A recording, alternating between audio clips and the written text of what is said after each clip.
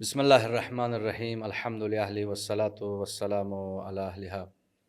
ناظرین محترم، قرآن مجید کی تفسیر موضوعی میں سورہ مومنون کی پہلی آیات، جس میں خداوند عالم نے مومنین کی صفات کا تذکرہ کیا ہے، استاد محترم بات یہاں تک پہنچی تھی۔ اللہ ارشاد فرماتا ہے قد افلح المؤمنون الذین هم فی صلاتهم خاشعون۔ مومنین بتحقیق وہی کامیاب ہو گئے، وہی کامیاب ہوں گے، فلاح پائیں گے کہ جو اپنی نمازوں میں خضوع خشوع کرتے ہیں۔ والذین هم عن اللغو معرضون، اور جو لغو امور سے پرہیز کرتے ہیں۔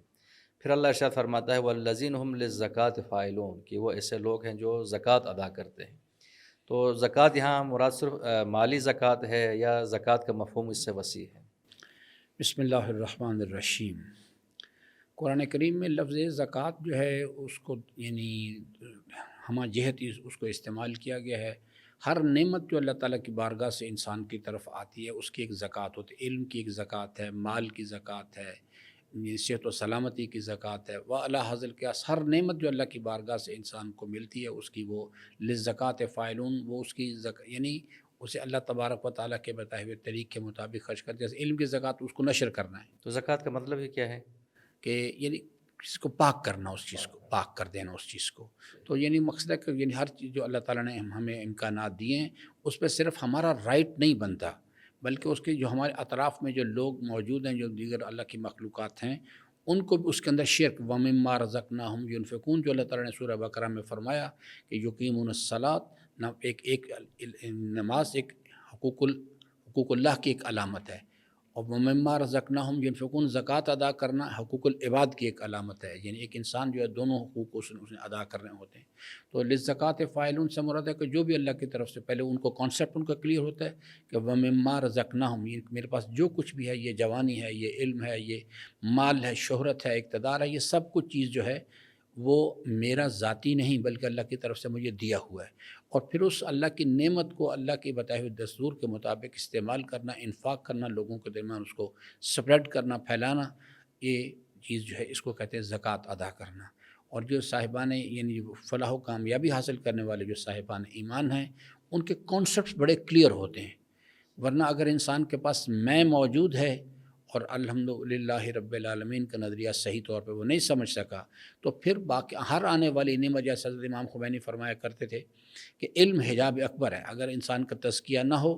اور اس کے بعد اس کے پاس علم آ جائے تو ایک حجاب اکبر بہت بڑا انسان کو مسائل پیدا ہو جاتے ہیں۔ علم آ جائے، اقتدار آ جائے، مال آ جائے، وہ چیز انسان کے لیے مسائل پیدا ہے۔ تو وہ لوگ جو ہیں جو کہ ان کا کانسیپٹ کلیئر ہوتا ہے، وہ اس چیز کو اپنے پاس اپنا نہیں بلکہ اس کو آگے روانہ کرتے ہیں تاکہ وہ حقیقی مال میں تبدیل ہو جائے، آخرت کی منزل میں ان کے لیے وہ کام آئے اس چیز کے لیے۔ تو یعنی اگر زکوٰۃ ادا نہ کرے، مثلا مال کے اوپر زکوٰۃ ادا نہ کرے، تو وہ مال انسان کے لیے حرام ہو جاتا ہے۔ مال حرام ہو جاتا ہے۔ دوسرے امام علیہ السلام نے ایک سادہ سی ایک تعبیر بیان کی اس کے لیے۔ فرماتے ہیں کہ دو چیزیں اللہ تعالیٰ نے فرمایا کہ دو چیزوں کا ذکر اللہ تعالیٰ نے اپنے کلام میں کیا، ایک نماز کا اور ایک زکوٰۃ کی ادائیگی کا۔ نماز کے قیام کا، نماز پڑھنا ایک چیز ہوتی ہے، نماز قائم کرنا دوسری چیز ہوتی ہے۔ نماز کے قیام کا ذکر کیا اور دوسرا زکوٰۃ کی ادائیگی کا۔ تو فرماتے ہیں کہ اگر آپ غور کریں اس قرآن کریم کے لحن پہ تو آپ کو پتہ لگے گا کہ جہاں پر اللہ نے نماز کا ذکر کیا وہاں زکوٰۃ کا ساتھ ذکر کیا ہے۔ تو جب اللہ تعالیٰ نے بیان کرنے میں نماز کو زکوٰۃ سے علیحدہ نہیں کیا تو قبول کرنے میں بھی نماز کو اور زکوٰۃ کو علیحدہ نہیں کرے گا۔ جو لوگ صرف نمازیں پڑھتے ہیں اور زکوٰۃ ادا نہیں کرتے، جس میں خمس بھی شامل ہے، جس میں صدقات واجبہ شامل ہے سادے کے سارے، اور صدقات مستحبہ جو اس کے جو عناوین ہیں، جو لوگ اپنے نمازیں صرف پڑھتے ہیں اور اپنی زکوٰۃ ادا نہیں کرتے، اللہ تعالیٰ ان کی نمازیں بھی قبول نہیں کرتا۔ اور جو لوگ صرف زکوٰۃ ادا کرتے ہیں اور نماز نہیں پڑھتے، اللہ تعالیٰ ان کی زکوٰۃ بھی قبول۔ یہ ایک کمپریہنسو قسم کا ایک انٹیگریٹڈ سسٹم ہے، ہر چیز ایک دوسرے کے ساتھ جڑی ہوئی ہے۔ اگر ایک آدمی جو ہے وہ نماز ادا کرے گا، ساتھ زکوٰۃ بھی ادا کرے گا، اور اس کے نتیجے میں پھر اس کی نماز کی قبولیت کا بھی امکان ہے، اور اسی طرح سے زکوٰۃ کا بھی ویسے ورثہ مسئلہ اسی طرح سے۔ تو بعض لوگ یہاں پہ یہ کہتے ہیں کہ اللہ تعالیٰ نے خمس کا ایک ہی دفعہ ذکر کیا ہے، لیکن زکوٰۃ کے حوالے سے بہت زیادہ آیات ہیں، تو یہاں پر زکوٰۃ جو خمس کو بھی شامل ہے۔ دیکھیے یہاں پر جو زکوٰۃ ہے یہ مالی انفاق ہے، علمی انفاق ہے، اقتدار کی زکوٰۃ ہے، ہر چیز کی ایک زکوٰۃ۔ اقتدار کی زکوٰۃ کیا ہے؟ یہ شہرت کی، ضرورت مند کی، اہل کی ان کی سفارش کرنا۔ تو ہر چیز کی زکوٰۃ ہوتی ہے، اس چیز کو صرف مالی زکوٰۃ کے ساتھ، جس کی علماء مجتہدین کے جو توضیح المسائل اس کے اندر اس کی تفصیلات موجود ہیں، وہ اس کا صرف ایک پہلو ہے۔ اگر صرف اس کو ہم لیں تو آج کل جو افراد شہروں میں رہتے ہیں ان کے پاس تو نہ گندم اس طرح ہوتی ہے، نہ ان کے پاس بھیڑ بکرے یا گائیں وغیرہ، تو اس کا مطلب ان کے اوپر تو کوئی زکوٰۃ نہیں ہے اگر اس کو ہم مالی زکوٰۃ کے ساتھ خاص کریں۔ دیکھیے اس پر علماء کا اختلاف ہے، آراء مختلف ہے۔ میرے نقطہ نظر سے جو لوگ یعنی بعض علماء کی جو رائے ہے وہ کہتے ہیں کہ یعنی جو حضرت امام صادق علیہ السلام کے فرمان کے مطابق انہوں نے اس وقت یہ سونے اور چاندی کا ذکر نہیں کیا تھا، بلکہ انہوں نے اس وقت کی جو موڈ آف کرنسی تھی، موڈ آف ایکسچینج تھا، اس کا ذکر کیا تھا۔ انہوں نے کہا آج کے دور میں سونا چاندی تو موڈ آف ایکسچینج تو ہے ہی نہیں ہے، آج کے دور میں کرنسی نوٹ ہے، اب اس سے بھی آگے مسئلہ ڈیجیٹل کرنسی پہ آ گیا ہے، بٹ کوائنس کے اوپر، دیگر چیزوں پہ۔ تو وہ چیز بنیادی چیز جو ہے وہ یہ ہے کہ جو ایکسچینج چیز آپ کے پاس ہے، ایکسچینج کرنسی ہے، جو مالیت ہے آپ کے مالیت آپ کے پاس ہے، اس کے اوپر آپ نے اس کو زکوٰۃ دینی، اس کی زکوٰۃ دینی ہے۔ اور پھر یہ ہے کہ یعنی اس چیز کے لیے کہ یعنی کیا مالی تصرف سے مراد ہے کہ جناب وہ صرف میرے ہاتھ میں کوئی چیز آئے یا وہ میرے تصرف کے اندر میرے ارادے کے تحت ہو، یعنی بینک کے اندر پیسہ پڑا ہوا ہے یا آپ کے کریڈٹ کارڈ میں پڑا ہوا ہے، تو وہ آپ کی جو آپ کے حق ملکیت بھی آپ کے پاس ہے، حق تصرف بھی ہے، وہ آپ کی ملک سمجھا جائے گا اور آپ نے اس کے اوپر پے کرنا ہوتا ہے۔ تو اللہ ارشاد فرماتا ہے والذین هم لفروجہم حافظون، وہ ایسے لوگ ہیں جو اپنی شرمگاہوں کی حفاظت کرتے ہیں، الا علی ازواجہم او ما ملکت ایمانہم فانہم غیر ملومین، کہ مگر یہ کہ جو ان کی بیویاں ہیں یا وہ جو کنیزیں ہیں جو پچھلے یا پرانے زمانوں میں کنیزیں ہوتی تھیں، فمن ابتغى وراء ذلك فاولئک هم العادون، لیکن اگر کوئی شخص ان سے ہٹ کر جو ہے شرمگاہوں کی حفاظت نہ کرے، یعنی اپنے جو جنسی خواہشات ہیں ان کی تسکین کے لیے حرام رستوں کی طرف جائے، تو وہی لوگ در حقیقت تجاوز کرنے والے ہیں، اللہ کی حدود کو پامال کرنے والے ہیں۔ حقوق ہو گئی۔ دیکھیے قوت شہویہ بنیادی طور پہ اس کے پیچھے جو چیز یعنی محرک ہے ان چیزوں کے لیے، مال کو یعنی استعمال کرنا یا مال کمانا یا مال کو خرچ کرنا یا خواتین کے ساتھ جو انٹریکشن ہے، اس کے پیچھے جو اس قوت محرکہ ہے وہ قوت شہویہ ہے، اس کو کنٹرول میں لانا ہوتا ہے اس چیز کے لیے۔ یہ جن چیزوں کا ذکر کیا گیا اس چیز کے لیے اشارے مقدس اسلام نے باقاعدہ طور پہ یعنی مال کو بھی کنٹرول کرنے کے لیے راستے بنائے ہوئے ہیں، اسی طرح سے قوت شہویہ کو کنٹرول کرنے کے لیے بھی راستے بنائے گئے۔ انفارچونیٹلی اس وقت جو صورتحال ایسے کہا گیا کہ یعنی وہ لوگ جو ہیں صرف وہ لوگ جو ہیں تجاوز کرنے والے نہیں ہیں حدود سے، جن کا یعنی جن کے ساتھ خواتین سے نکاح ہو جاتا ہے یا ان کی وہ کنیزیں ہیں۔ اب اس پر جیسا بھی آپ نے بھی جملہ استعمال کیا کہ سابقہ ادوار میں تھا، یہ چیز جو ہے یہ میری اس پہ تھوڑا سا ایک ڈفرینس آف اوپینین ہے۔ یہ چیز جو ہے نا اگر امیر المومنین کے فرمان کو دیکھا جائے اس چیز کے لیے، کنیز سے مراد اس کی شکلیں بدلتی رہتی ہیں لیکن وہ چیز ہوتی ہے۔ ابھی بھی اس وقت بھی عالم اسلام کے اندر وہ لوگ جو تمام متاع کے خلاف کرتے ہیں لیکن ان کے پاس بھی نکاح مسیار موجود ہے،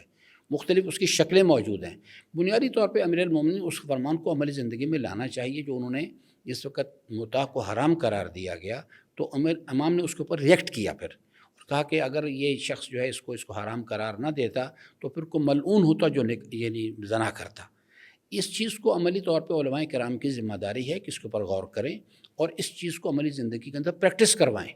یعنی بجائے اس کے کہ ہم ڈیفینسو پہ چلے گئے ہوئے اس چیز کے لیے، اس چیز کو اگر ائمہ کے ارشادات پہ دقت کے ساتھ غور کیا جائے اور اس کو سمجھنے کی کوشش کی جائے تو بہت سارے لوگ جو ہے نا ان حرام راستوں سے بچ سکتے ہیں، اپنے آپ کو بچا سکتے ہیں۔ لیکن یہ میں اس پر کوئی تبصرہ اپنی رائے اس لیے نہیں دینا چاہتا اس چیز کے لیے کہ یہ ایک عمومی طور پہ ایک فقہا کا مسئلہ سمجھا جاتا ہے، یعنی وہ لوگ اس چیز کے لیے۔ لیکن بہرحال اس کے اوپر میری جو یہ گزارش ہے یا ایک درخواست ہے کہ یہ ایک مسئلہ ہے، اس کے اگر اس پر غور و فکر کیا جائے اور اس کے اندر سے جو حلال راستے ہیں ان کو نکالا جائے اور اس کو معاشروں کے اندر عام کیا جائے تو بہت سارے لوگ جو ہیں وہ گمراہی کے راستے سے اپنے آپ کو بچا سکتے ہیں۔ یعنی آپ یہ تجویز دیتے ہیں کہ مثلا کم از کم جہاں شیعہ آبادی ہے وہاں پر متع سینٹرز ہونے چاہیے؟ دیکھیے کیا اس کی شکل کیا ہونی چاہیے یہ ایک تفصیل ہے لیکن ہونی چاہیے۔ اس قسم کی جو چیز ہے کہ یعنی جو کیونکہ ہمارے ذہن میں فوری طور پہ جو کانسیپٹ آتا ہے حتیٰ کہ وہ لوگ جو کہ یعنی متاع کے بارے میں بحثیں کرتے ہیں اور لوگوں کو ثابت کرتے ہیں، خود وہ بھی اس عملی زندگی میں اس کے خلاف ہیں، عملی زندگی میں اس کو پسند نہیں کرتے، کیونکہ ہمارے جو بنیادی جو کانسیپٹس اس وقت عالم اسلام کے اندر چل رہے ہیں وہ یہ ہے کہ مختلف لوگ ہیں وہ اپنے آباء و اجداد کے دین پہ چل رہے ہیں۔ وہ لوگ جو ہیں وہ اپنی زندگی کے طرز عمل کا تعین ائمہ علیہ السلام کے ارشادات سے نہیں لیتے اس چیز کے لیے۔ جیسے بر صغیر کے اندر ایک عام کانسیپٹ ہے اور یہ شاید دیگر ممالک میں بھی ہو کہ دوسرا نکاح کرنا ایک بہت بڑا یعنی عیب ہے، بہت بڑا اس کو عیب سمجھا جاتا ہے۔ اگر یہ چیز ہے تو پھر مولا امیر المومنین کی حرمت کو بچانا ہمارے لیے مشکل کام ہے۔ انہوں نے تو بہت ساری شادیاں کی، امام حسن علیہ السلام نے بہت ساری شادیاں کی۔ اسی طرح سے یہ چیز جو پھر اس کے اوپر وہ دلیل لے کے آتے ہیں، کہتے ہیں کہ جناب یہ ایک عربوں کا دستور تھا، یہ خود اسلام پر ایک حملہ کرنے کے مترادف بات ہوتی ہے۔ اس کا مطلب ہے کہ اسلام ایک علاقائی مکتب تھا اور وہ اس کے وقت کے ساتھ ساتھ ختم ہو گیا۔ دور حاضر کے تقاضے جو ہیں وہ اس کے ساتھ اس کا حل پیش کرنے کی صلاحیت اسلام میں نہیں، ایسی کوئی چیز نہیں۔ اسلام ایک آفاقی مکتب ہے۔ تو پاکستان میں ہم دیکھتے ہیں بعض اوقات رپورٹیں آتی ہیں مختلف یونیورسٹیز کے اندر، یہاں پر ہاسٹل ہیں، خواتین یا کو ایجوکیشن سسٹم ہے، وہاں پر بہت سارے مسائل پیش آتے ہیں۔ بعض جگہوں پہ تو باقاعدہ ان کی جو ہے وہ ویڈیوز بھی سامنے آئی ہیں۔ تو ابھی ایک مولانا صاحب نے کہا، تجویز دی تھی جہاں پر اس طرح کے ہاسٹل ہیں وہاں بہتر ہے کہ وہاں پر جو لڑکے لڑکیاں ہیں وہ آپس میں مطاع کریں، تو یہ چیز یعنی درست ہے؟ جی، میں دیکھیے اس کی نا آگے تشریحات میں اس کی تفصیلات کو طے کر لینا چاہیے تاکہ کم از کم حرام کام سے بچ حرام کام سے اپنے آپ کو بچایا جائے۔ انہیں پتہ ہو نکاح کیا چیز ہے، ایک مطلب میل اور فیمیل کا ملاپ کے نام ہے۔ نکاح متع کیا چیز ہے، میل اور فیمیل کے ملاپ کا نام ہے۔ کوئی اس کے اندر بھی اللہ اور اس کے رسول کا حکم ہے، اس کے اندر بھی اللہ اور رسول کا حکم ہے۔ صرف آگے اس کی تشریحات تفصیلات کے اندر کوئی تھوڑا سا فرق ہے، باقی اس کے اندر کوئی فرق نہیں ہے۔ اس کو ہم بالکل جائز اور حلال سمجھتے ہیں کیونکہ ہمارے آباء و اجداد کے دین کے ساتھ وہ چیز میل کھاتی ہے۔ تو اس لیے ضرورت اس چیز کی ہے کہ یہاں پر جو اس آیہ کریمہ کے اندر تفصیلات بیان کی گئی ہیں نا، ان کے اوپر غور کیا جائے۔ ہاں، صرف یہ ہے کہ اس بنیاد پر کہ جناب معاشرہ کیا کہے گا، یہ تو بہت بڑے مسائل پیدا ہو جائیں گے، یہ چیز اس کو بنیاد بنا کے خاموش نہ رہا جائے اس چیز پر۔ یعنی اس کا مطلب یہ ہے کہ اسلام نے خصوصاً فقہ اہل بیت میں نکاح بہت آسان ہے، جسے آج کل ہم نے بہت زیادہ مشکل بنا دی ہے۔ یہ اس وقت اگر ہم اس کا تجزیہ و تحلیل کریں تو ہمارے معاشروں کے اندر جو زنا کا رواج ہے، یعنی چونکہ نکاح بہت مہنگا ہے اور بہت مشکل بنا دیا گیا ہے، اس لیے، اور اس کے مقابل میں زنا ہے بہت آسان ہو گیا ہوا ہے، تو اس واسطے معاشرے کے لوگ جو ہیں وہ سب لوگ سمجھ بھی رہے ہیں، دیکھ بھی رہے ہیں، لیکن وہ اس پہ خاموش ہیں۔ وہ کہتے ہیں یہ ٹھیک ہے، یہ سب چل لیں دو اس کو اس طرح سے۔ یہ بہت خطرناک چیز ہے، اس کے اوپر باقاعدہ طور پہ یعنی علماء کرام کی ذمہ داری ہے کہ آگے آئیں۔ اسی طرح سے آگے پھر پیچیدگی کے مسائل ہیں، یعنی کہ جو فقہ جعفریہ کے مطابق یعنی طلاق جو ہے وہ مرد کا حق ہے، مرد نے طلاق دینی ہے۔ لیکن میں سینکڑوں نہیں ہزاروں کیسز کو جانتا ہوں پاکستان کی سرزمین پہ کہ جہاں پر مرد حضرات نہ خواتین کو رکھتے ہیں، نہ ان کو یعنی نہ نفقہ دیتے ہیں اور نہ ان کو طلاق دیتے ہیں۔ ابھی یورپ میں جو افراد ہیں، BBC نے بھی ایک رپورٹ جو ہے وہ جاری کی ہے کہ وہاں پر یہاں تک کہ جو اہل سنت لوگ ہیں وہ بھی مطاع کرتے ہیں، وہ بھی مطاع کرتے ہیں۔ وہاں پہ جو اہل کتاب ہیں، جو عیسائی خواتین ہیں اور یہودی ہیں، جی، ان سے بھی مطاع جو ہے وہ مذہب میں جو ہے وہ جواز ہے اس کا۔ تو لہٰذا اگر اس چیز کو عام کیا جائے تو لوگ بہت سارے افراد گناہ سے بہت سارے لوگ جو ہیں وہ گناہ سے، اور ایک مطاع کا کانسیپٹ جو ہے اس کے اندر پہلے اس کو حرمت کے دائرے میں لائے، یعنی حلت کے دائرے میں لایا جائے کہ یہ حلال چیز ہے اس چیز۔ اور دوسری چیز جو ہے اس مناسبت سے کہ نکاح کو آسان کیا جائے، نکاح کا کام جو ہے نا یعنی اس کو آسان کیا جائے۔ اہل سنت کے ہاں جو نکاح کے لیے جو ہے گواہ ضرورت ہے، کسی گواہ کی ضرورت نہیں ہے، لیکن طلاق کے لیے گواہ کی ضرورت ہے، لیکن طلاق کے لیے کسی گواہ کی ضرورت نہیں۔ اہل تشیع میں اس کے بالکل برعکس ہے، نکاح کے لیے کسی گواہ کی ضرورت نہیں، لیکن طلاق کے لیے انتہائی، یعنی اس کو اگر تفصیلات کو دیکھا جائے تو ایسا لگتا ہے کہ شارع مقدس اسلام چاہتا ہی نہیں کہ کوئی طلاق دے کسی کو۔ اس مناسبت سے نکاح جو ہے اس کو رواج دینا اسے رواج دینا چاہیے، اس کو آسان کرنا چاہیے۔ شارع مقدس اسلام نے اس کو انتہائی آسان قرار دیا اس چیز کے لیے، اور اس کے مقابل میں طلاق جو ہے، لیکن ان مرد حضرات کو جو نہ طلاق دیتے ہیں نہ ان کو رکھتے ہیں، اس کے لیے بھی شارع مقدس اسلام کو، علماء کرام کو، جو مجتہدین ان کو چاہیے کہ اس کے لیے کوئی راہ حل تلاش کر کے خواتین کو دیں۔ ان میں سے ایک حل جو فقہا بیان کرتے ہیں وہ یہ ہے کہ طلاق یعنی نکاح کے وقت اگر وہ یہ شرط رکھیں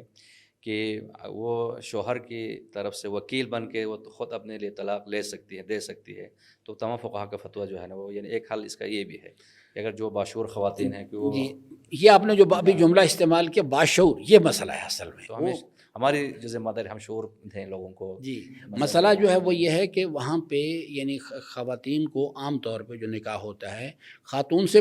آکی سب سے پوچھتے ہیں، مامے سے، چاچے سے، خالہ سے، فلاں سے، لیکن اس خاتون جس کا نکاح کر رہے ہیں نہ اس کے یعنی جو اس کا حق مہر اس کے بارے میں اس سے پوچھتے ہیں، نہ اس کی رضایت کو اس سے پوچھتے ہیں، جبکہ بنیادی طور پہ اصل صاحب معاملہ سے پوچھنا چاہیے اس چیز کو۔ تو ناظرین محترم، سورہ مومنین کی ان آیات میں خداوند عالم نے مومنین کے صفات کا تذکرہ کیا ہے، اور آج ہم نے جو اہم اس حوالے سے موضوع پہ گفتگو کی وہ ہے کہ وہ ایسے افراد ہوتے ہیں جو زکوٰۃ ادا کرتے ہیں اور شرمگاہوں کی حفاظت کرتے ہیں، اور شرمگاہوں کی حفاظت کے لیے کیا طریقے ہیں اسلام نے بیان کیا ہے، نکاح کے